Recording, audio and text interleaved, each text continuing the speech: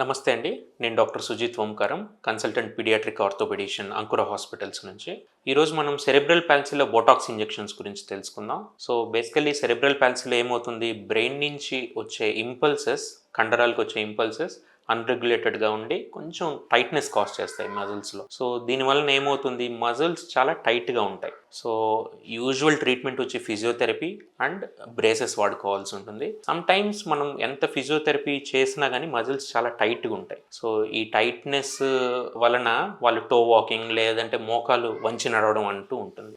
దీన్ని కంట్రోల్ చేసే దానికోసం మనం బొట్యులినం టాక్సిన్ ఇంజెక్షన్ ఇస్తాం అనమాట. ఈ స్పెసిఫిక్ కండరాల్లో ఏదైతే టైట్‌నెస్ కాజ్ చేస్తుందో వాటికి.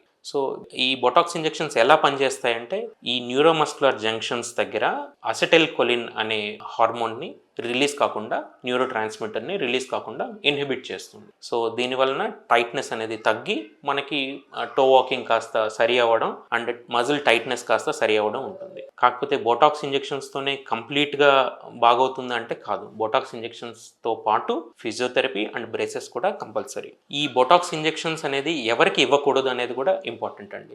సెరెబ్రల్ పాల్సీలో ఇనీషియల్గా ఎలా అయితే ఫిజియోథెరపీ అనేది పనికొస్తుందో, ఈ బొటాక్స్ ఇంజెక్షన్స్ అనేది నెక్స్ట్ స్టేజ్లో ఎవరికైతే ఈ ఫిజియోథెరపీ ద్వారా మాత్రమే సరి కావడం లేదో వాళ్ళలో ఈ బొటాక్స్ ఇంజెక్షన్స్ పనిచేస్తుంది.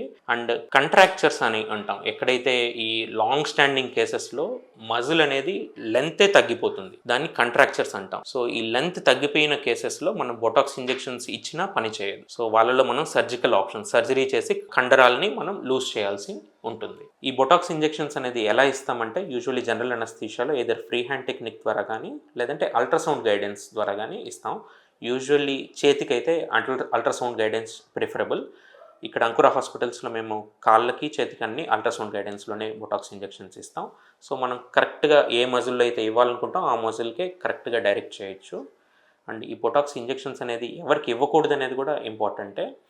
మనం బొటాక్స్ ఇంజెక్షన్స్ బెస్ట్ ఎవరికి పనిచేస్తుంది అంటే, స్పాస్టిసిటీ ఉన్న వాళ్ళకి మాత్రమే పనిచేస్తుంది. ఎవరికైతే కంట్రాక్చర్స్ ఉంటాయో, ఎవరికైతే కండరం లెంత్ కూడా తగ్గిపోతుందో వాళ్ళలో బొటాక్స్ ఇంజెక్షన్స్ పనిచేయవు. వాళ్ళలో మనం సర్జరీ చేసి ఆ సర్జరీ ద్వారా కండరాన్ని లెంతన్ చేసే ఆపరేషన్ చేసుకోవాల్సి ఉంటుంది.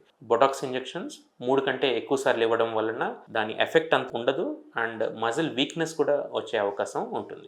యూజువల్లీ 1 లేదా 2 సార్లు బొటాక్స్ ఇంజెక్షన్స్ ఇచ్చి అండ్ ఫిజియోథెరపీతో మెయింటైన్ చేసుకోవడం మంచిది.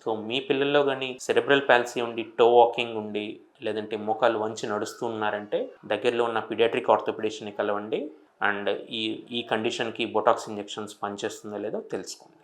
Thank you.